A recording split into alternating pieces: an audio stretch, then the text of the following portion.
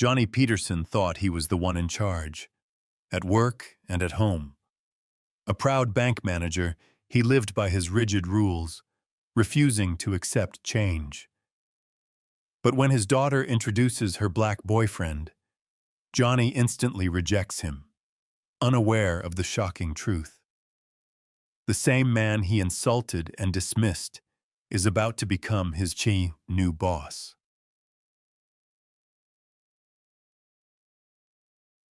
In a single moment, Johnny's world turns upside down.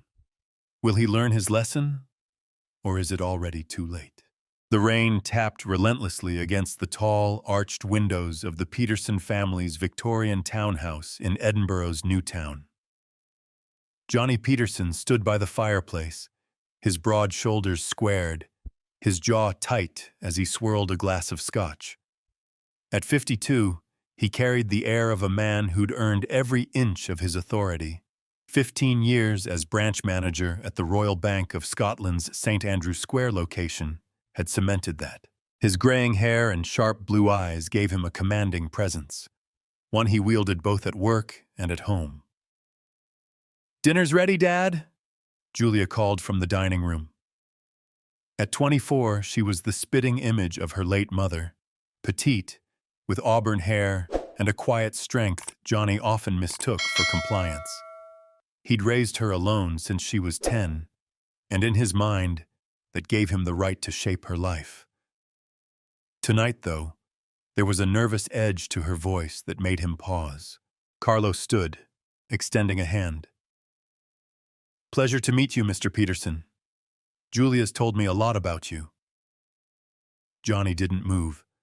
His eyes narrowed, flicking from Carlos's outstretched hand to his daughter's hopeful face.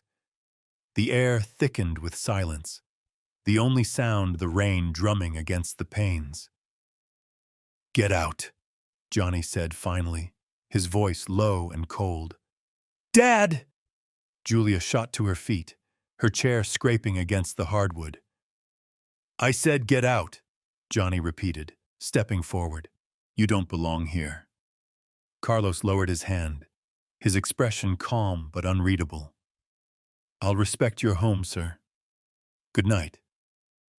He turned to Julia, gave her a small nod, and walked out into the storm without another word. The door slammed shut, and Johnny rounded on his daughter. "What the hell were you thinking bringing him here?" "He's a good man," Julia snapped, tears brimming in her eyes. "You didn't even give him a chance." "I don't need to. I know his type. Not good enough for you." End of story. Julia stared at him, her fists clenched. "You don't get to decide that for me anymore." She stormed upstairs, leaving Johnny alone with his scotch and his simmering rage.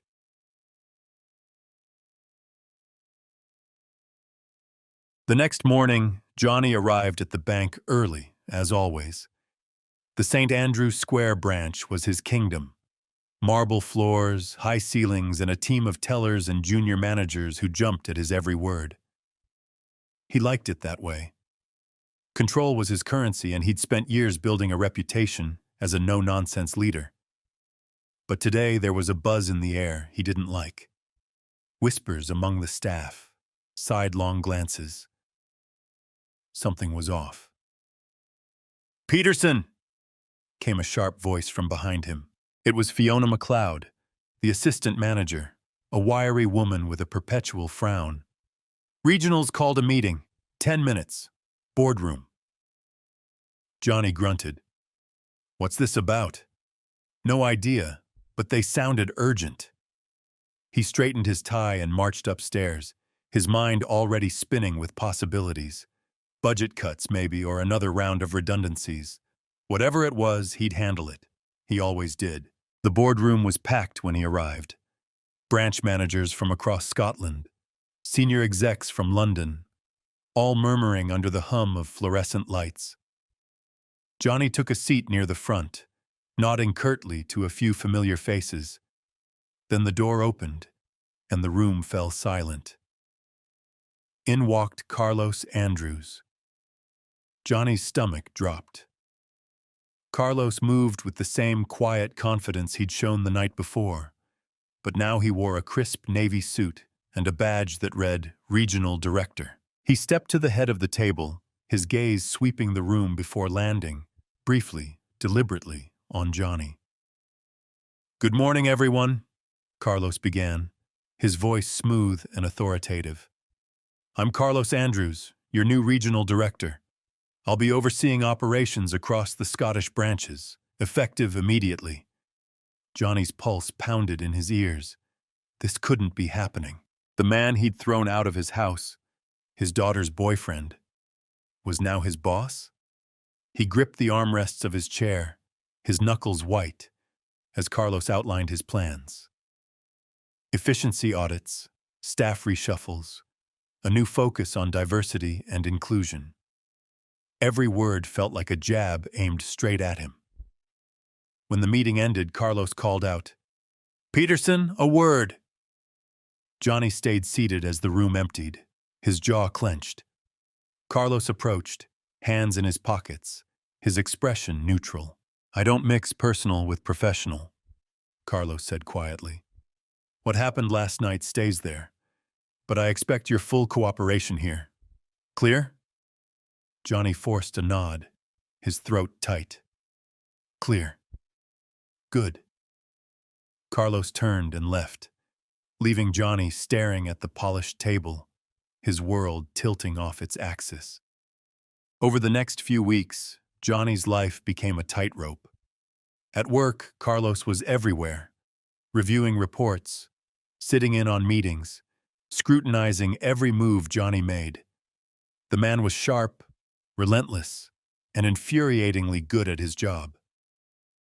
Johnny hated admitting it, but Carlos's changes were working. Profits were up, staff morale was higher than it had been in years. Yet every time Carlos gave an order, Johnny saw red. This was his branch, his domain, and now it belonged to the man he'd dismissed as beneath him. At home, things were worse. Julia barely spoke to him. She'd stopped bringing Carlos up, stopped arguing, stopped engaging altogether. The silence was suffocating. Johnny told himself it was for the best. She'd come around, see he was right. But late at night, staring at the ceiling, he couldn't shake the gnawing feeling that he'd lost something irreplaceable. Then came the audit. Carlos called Johnny into his office one gray afternoon. The Edinburgh skyline shrouded in mist beyond the window. Spread across the desk were financial records, Johnny's records. "There's a discrepancy," Carlos said, tapping a highlighted line. £10,000 unaccounted for. From your branch. Care to explain? Johnny's mouth went dry. He remembered that transaction, a loan he'd pushed through years ago for a friend. Off the books. Sloppy, yes, but he'd covered it up, or so he'd thought.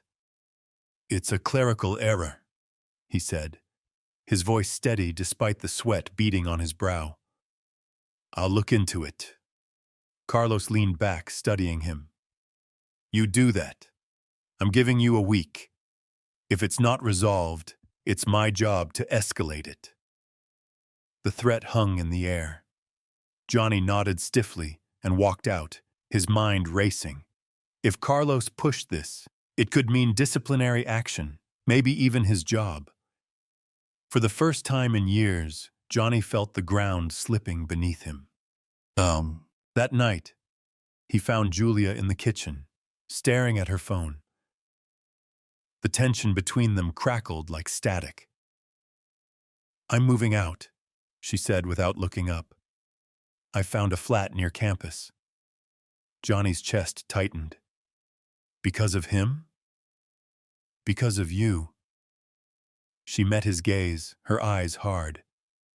"I love Carlos, Dad, and you drove him away. You think you're protecting me, but you're just pushing me out of your life." "He's not good enough for you," Johnny snapped, the old refrain spilling out. "Why? Because he's black?" Her voice rose, sharp and cutting. or because he's better than you'll ever be. The words hit like a slap. Julia grabbed her bag and left, the door slamming behind her. Johnny stood there, alone, the rain outside mirroring the storm inside him. The next day, he dug into the discrepancy. It wasn't hard to find the truth. He'd been careless, arrogant, assuming no one would catch it. He could fix it, fudge the numbers again, but Carlos would know. The man's attention to detail was unnerving. Johnny sat at his desk, staring at the evidence of his own failure, and something cracked. He thought about Julia's words, about Carlos's steady gaze, his competence, his dignity in the face of Johnny's venom. For the first time, Johnny saw himself clearly, a stubborn, bitter man clinging to a world that didn't exist anymore. Racism wasn't just a word. It was a poison he'd let fester, and it had cost him his daughter. He typed up a confession, every detail of the loan, every shortcut he'd taken. Then he walked into Carlos's office and slid it across the desk. "I messed up," Johnny said, his voice rough. "It's all there. Do what you have to." Carlos read it in silence, then looked up. "Why now?" "Because I'm tired of being this person," Johnny admitted, "and because you didn't deserve what I said that night. Neither did Julia." Carlos set the paper down, his expression softening. "This stays between us. Fix it quietly, and we move on. But this," he tapped the confession, "doesn't change what's broken at home." Johnny nodded, the weight of that truth settling in. "I know." Weeks later, the branch hummed with its usual rhythm. Johnny kept his head down, did his job, and watched Carlos lead with a grace he'd never mastered. At home, the house was empty. Julia had moved out, and though they texted occasionally, the rift remained. One evening, as the rain finally cleared and the city glowed under a rare sunset, Johnny drove to Julia's new flat. He stood outside, clutching a letter he'd spent hours writing, an apology, raw and unpolished, to her and Carlos both. He didn't know if they'd read it, if they'd forgive him, or if he'd ever sit across from them at a table again. But he slipped it through the mail slot and walked away, the cool air biting at his skin. Back in his car, he stared at the horizon. The world hadn't ended, but it had changed. Racism wasn't gone. It lingered in corners, in silences, in men like him. But maybe, just maybe, he could change too. The road ahead was uncertain, and for once Johnny didn't mind not being in control.